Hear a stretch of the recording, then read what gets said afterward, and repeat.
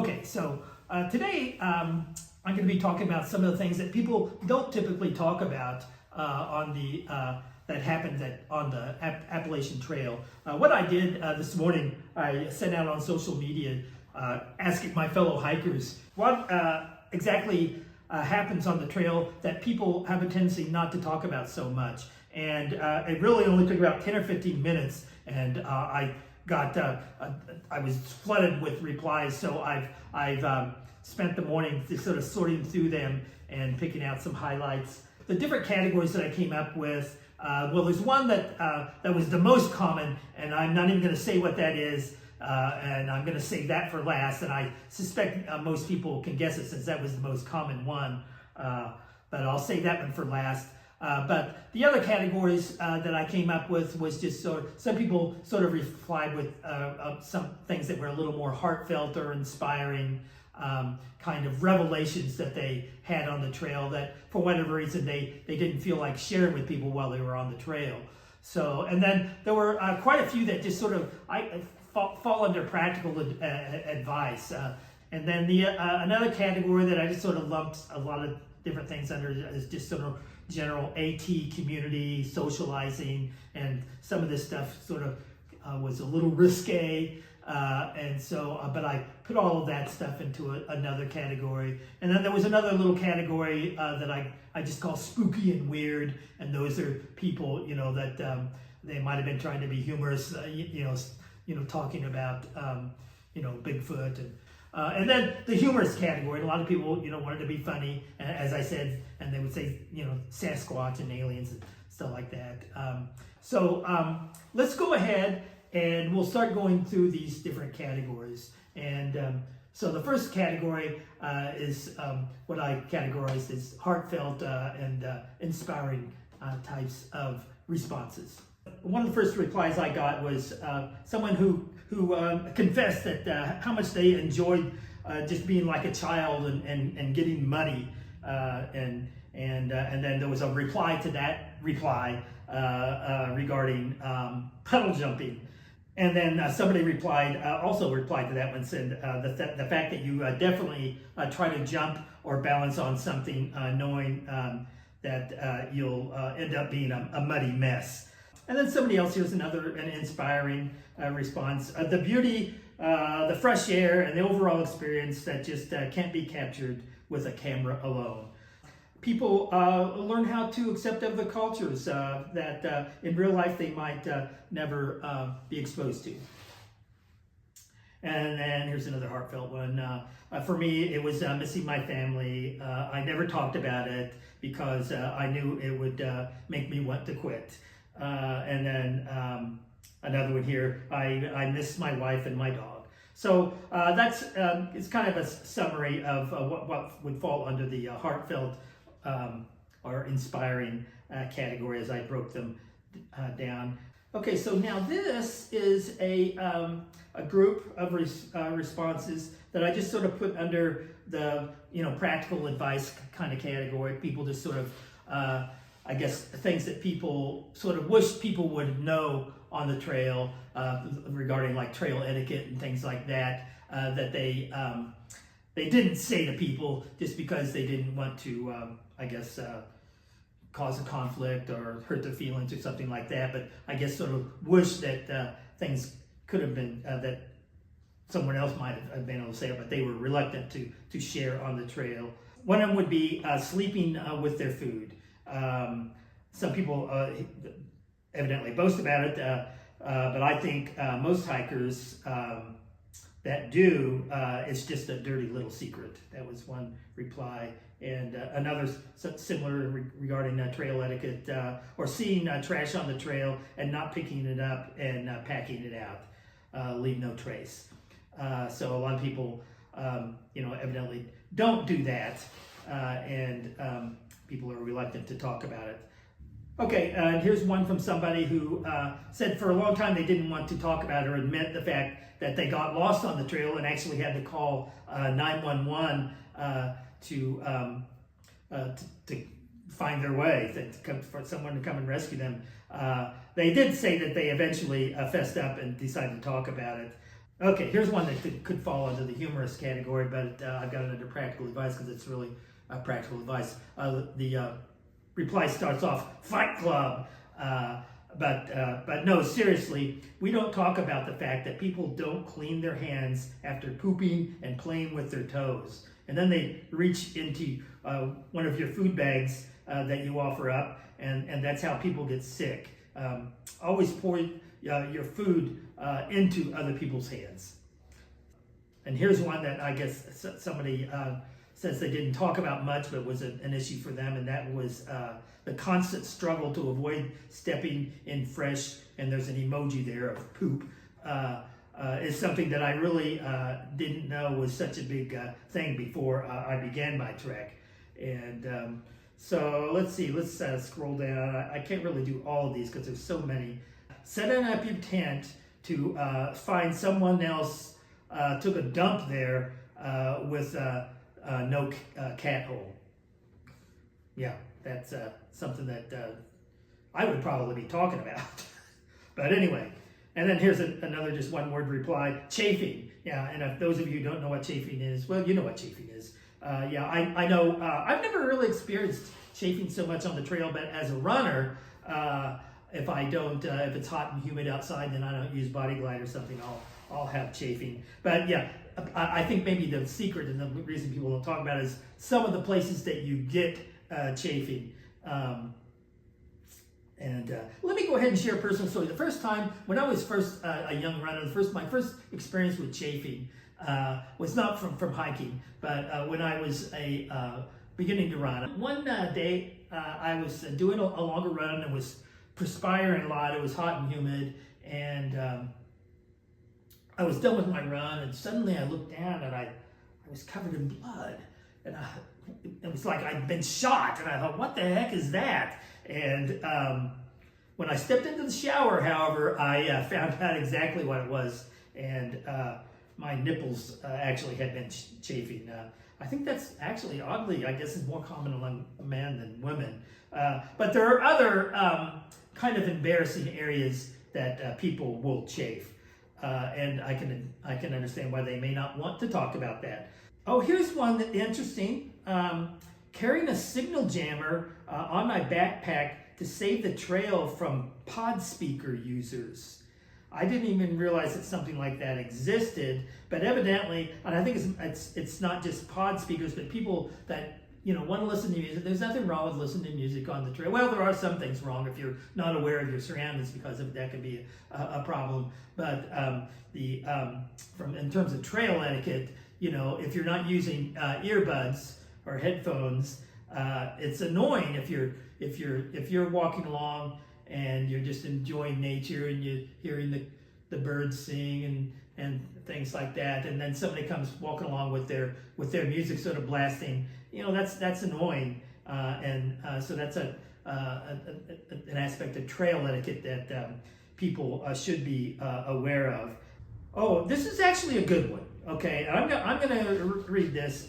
People underestimating the cost and going over budget before finishing. See, I've seen quite a few through hikers, friends rack up credit card debt in order to continue their hike, or quit due to funds, but saying it's for a different reason. Yeah, and so people, in other words, the secret is that they got off trail, but they didn't want to admit that they just ran out of money. So yeah, and then there was lots of replies to that. Somebody else said, yeah, I agree. Have a big trail budget put aside, double what you think. Okay, so, but evidently that people, don't want to share their reason for getting off trail when it's because they just ran out of money. So, all right, so those are sort of some things that I put under the practical category of responses that I got. Okay, so now let's go to the category that I sort of lumped a lot of things together in, that I'm just sort of say is like AT community or the social aspects of the trail. And some of this tends to get a little bit risque. So I had to do a little bit of editing. I'll sort of paraphrase some of this stuff so that it can be appropriate for all my viewers. All right, this one's easy. Somebody just replied, finding love. So evidently, people meet each other and fall in love on the trail. And I've actually sort of heard of this happening. And I'm not really sure why it would be considered a secret. And in fact, when I was on the Camino de Santiago, I ran into more than one couple that had actually met on the Camino and were hiking again. So that's not all that unusual, and I'm not really too sure how much of a secret I would say that would be. Okay, kind of related to that is somebody says pink blazing, and then there was a reply to that, or somebody says it's talked about on the trail, but just not off the trail. So for those of you who may not know what pink blazing is, in fact, there's a long list of different types of blazes that people refer to. The white blaze refers to the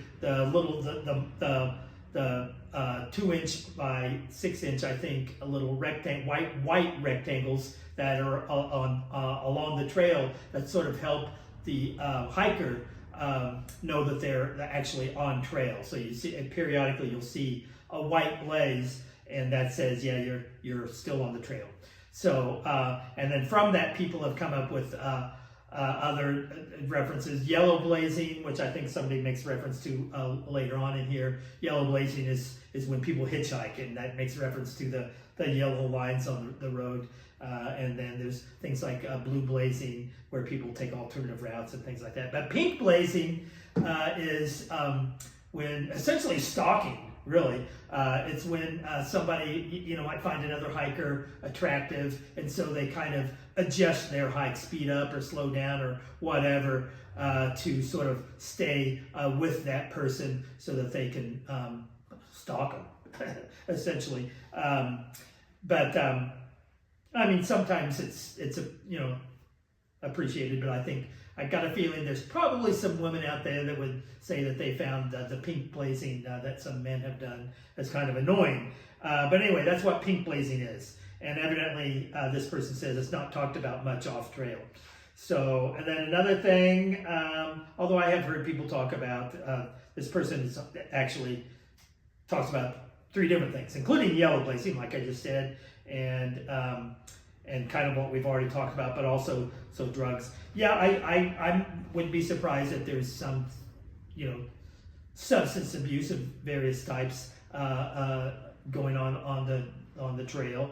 Trail days, I'm sure there's plenty of alcohol and some marijuana, things like that. I haven't really heard much about anything beyond that happening on the trail, but I guess people don't talk about that much. And then this person, kind of related to the pink blazes, also refers to hikers hooking up on the trail. And then he also says yellow blazing that people don't talk about. So evidently, this person says that he seems to think are people that I guess skip parts of the trail by yellow blazing. I mean, I think I'm not sure if it's considered yellow blazing when you hitchhike into town to resupply or not, but I'm sure that I probably at some point or another will be doing some hitchhiking to get into town to resupply. But I mean, most hikers, I would hope most hikers then hitchhike back to exactly where they left the trail, so they are not skipping portions of the trail. But yeah, I'm sure there probably are some people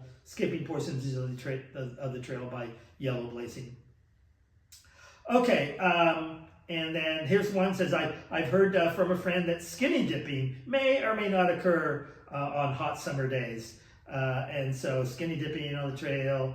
Okay, and then, all right, now we're getting into, somebody talks about how they had, there was a naked hiker roaming around on the trail at one point. Okay, now we're getting into some where I think I'm just going to sort of paraphrase, summarize. I had about 3 replies that related to this subject, and I'm just going to paraphrase it and just say, finding your happy place on the trail and relaxing at the end of a long hike. Evidently, some people, will find ways to relax at the end of the day and find their happy place. So that's all I will talk about there. All right, so let's move on to the spooky and the weird. So let me some of the highlights of those. Here's one person replied, we found an abandoned pack one time. Said it was very creepy. Also, this person said that they saw some witchcraft carvings in the trees. Yeah, that's kind of weird. Okay, there's a bunch of other things here about things that people have found on the trail that people have left behind, and then I also got some that probably would go under the humorous category, aliens and Sasquatches and Bigfoots and things like that. So let's go ahead and move on to the humorous category then. Okay, somebody said that he or she, I'm not really sure. As I said, I don't have the names here.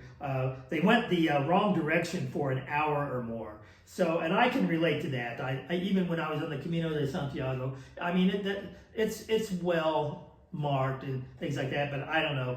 You get busy, you're sidetracked. Looking at other things, sightseeing. Looking at your phone, whatever, and you get off trail. And there were a couple of times, several times on the Camino de Santiago that I would get off trail. Usually I would catch it right away, but there were a couple of times where I ended up, hiking. I don't think I hiked for an hour, but I hiked for, I think the longest I would get off was probably less than a mile. I would go in the wrong direction and then would have to come back. So yeah, and so under this category, there's more aliens, Bigfoot, Sasquatch, and all that. So these people are being fun. Well, I assume they're being funny. Maybe they are out there. Maybe we'll see Bigfoot. Okay, here's a good one. Having to buy binoculars so that when I'm huffy and out of breath after climbing 10 stairs, I can look through the binoculars and pretend to enjoy nature as I try not to die. So in other words, when you're exhausted and you don't want other people coming up from behind you, passing you to know that you're out of breath, you can just pull out the binoculars and you're not taking a rest and catching your breath, you're taking in the beauty. So it's a way of sort of covering your physical condition. I don't know why I guess this is the sadistic side of me. I put this under humorous, but somebody replied trips and falls. And then you get up, look around to see if anybody saw what happened.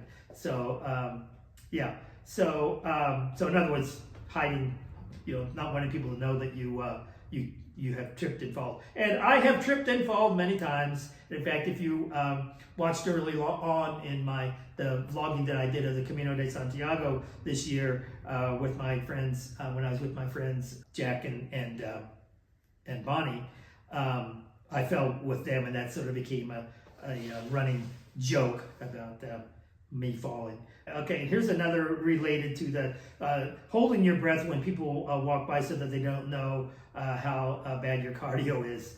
And then somebody else saying with a stoic face that is like, yeah, I'm fine. And as soon as they can't see me, you start breathing heavy again. Here's another similar, a man pretending to run when you're really just walking, so at least the hard breathing makes sense. Okay, here's somebody, and this falls under humor, I guess. They are confessing that the best pictures that they took while hiking were from the vantage point that they had while squatting behind a bush. But evidently they got some incredible pics from that. And then we had several replies to that. Somebody said in the middle of the night with a full moon. Okay, somebody else referred to duck walking over a bit beyond a branch that's missing to get that good shot with your camera while you're squatting behind a bush. So yeah, evidently more than one person has done photography while squatting behind a bush. Somebody here, I guess, hopefully they're kidding. I haven't heard of any mountain lions on the Appalachian Trail. Certainly on the PCT. I haven't heard of any mountain lions on the AT. Maybe there are. So maybe Maybe he's saying there are and people just don't talk about it. I don't know. I don't think there are. So I think he was being funny. That's why I have that under the humorous category. So, yeah. Okay, so saving for last, my big category that I got the most replies under was poop. And poop. I know some of the things I've related, I put up here under practical advice and humorous, but some people, it just sort of fell squarely into this category. And then here's somebody, they loved using the emojis. So instead of saying poop or something else, they would give the emoji. So an emergency emoji happens. So I'd say more, but some things just don't get talked about. So people, there's a lot of that going on that is probably the biggest secret on the trail that people are reluctant to talk about. And then somebody just said stink. So, that could be, their own, or maybe the privies along the way that may not be so well maintained, probably don't smell so well. Somebody else just put down going number 1. I suspect this probably was a woman because frankly for us guys that's not a big issue. So, and then here's another one that was just a big emoji. So you could say, and then people emojiing themselves, people pooping themselves. And I've heard of this, but evidently most people do. But most people are not admitting it. Although there certainly I have seen some people on Facebook admit that. Okay, and and another thing, brown blazing. This could have gone under the social AT community thing.